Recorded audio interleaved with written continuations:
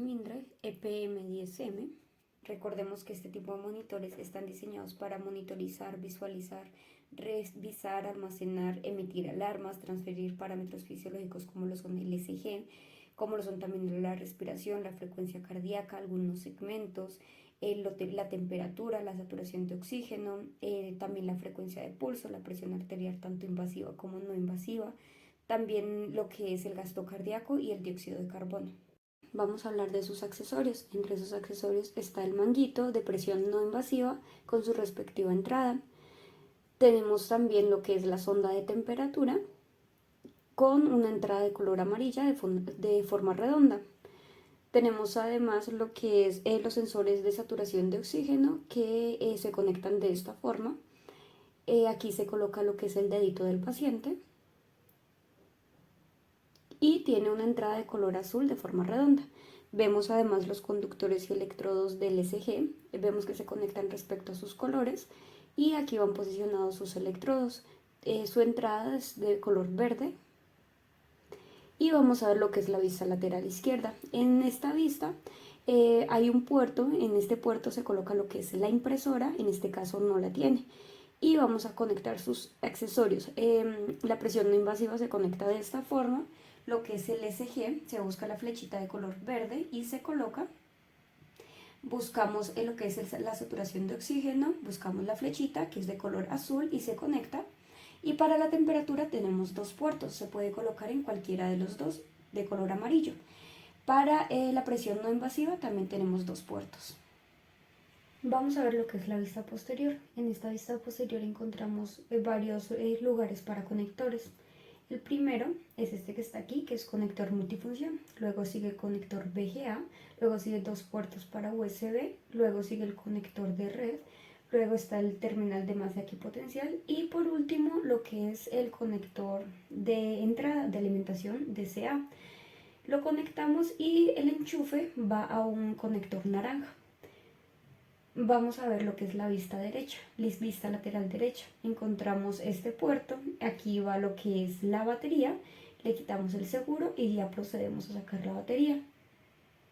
La colocamos el seguro y ya podemos cerrar la tapita. Vamos a ver lo que es la vista frontal. En la vista frontal encontramos el botón de restablecimiento de alarmas, botón de pausa de alarmas para tomar el registro y para tomar la presión no invasiva. Tenemos además el botón de encendido del monitor y dos bombillos LED.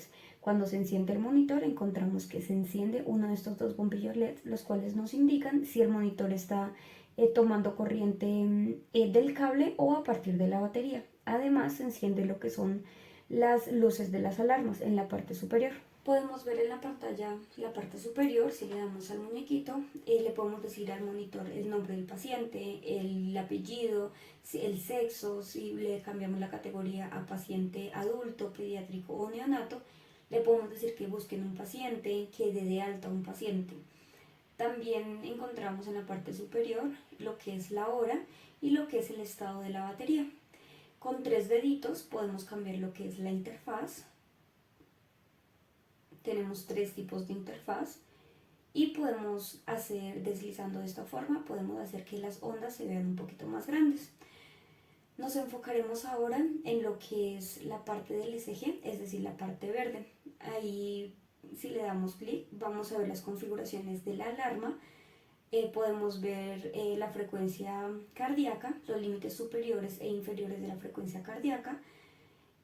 Podemos también, cuando es una taquicardia o cuando es una bradicardia, podemos también ver la prioridad, si es una alarma media o alta. Y si nos vamos a la parte de ajustes, podemos ver algunos parámetros como el ECG, como la velocidad, como el filtro. Podemos ver también los filtros de muestra, entre otros.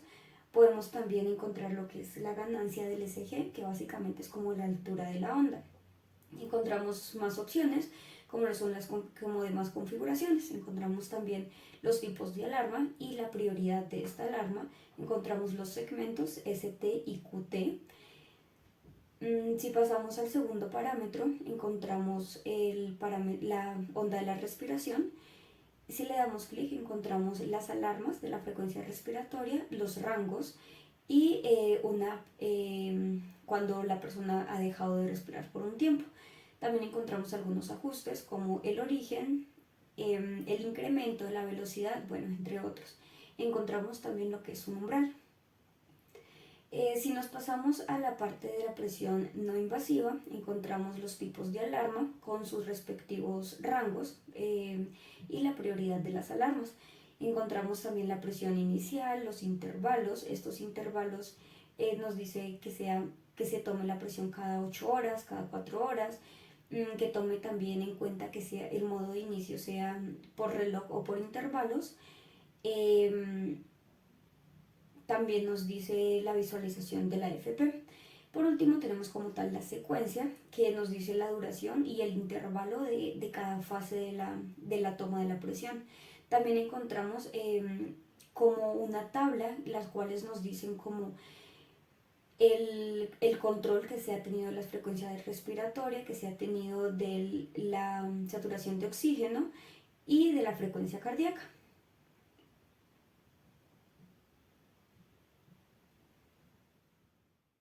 Si procedemos a conectar a un paciente, encontraremos las derivaciones, la ganancia, el estado de filtro, si el paciente cuenta con marcapasos o no, el parámetro del ECG y la frecuencia cardíaca. Para la parte de temperatura encontraremos el parámetro y la temperatura del paciente. Para la parte de saturación de oxígeno encontramos la onda de estimográfica, el parámetro de saturación de oxígeno, la saturación de oxígeno en la sangre y lo que es el indicador de perfusión. Para la parte de la respiración encontramos la onda de la respiración, el parámetro de respiración y lo que es la frecuencia respiratoria, que en este caso es de 12. Encontramos en la presión no invasiva que al iniciarla nos arroja dos valores. Estos dos corresponden a lo que es la presión sistólica y lo que es la presión diastólica. Nos arroja como tal una tabla en la que nos dice la hora a la que fue tomada, la frecuencia cardíaca, la saturación de oxígeno y la frecuencia respiratoria. En la parte inferior encontramos algunos otros parámetros de configuración. La configuración de parámetros, las derivaciones, dar de alta, el ajuste de la alarma, las medidas de la presión, revisar el modo espera y el menú principal. En el menú principal encontramos gestiones del paciente, como lo son buscar el paciente, dar de alta, en espera y pacientes ya con altas. En el menú principal también encontramos lo que son las alarmas, los límites de las alarmas, las arritmias, los ajustes. En los límites encontramos todas las alarmas que ya habíamos mencionado anteriormente. Encontramos los rangos ST, las arritmias y otros ajustes.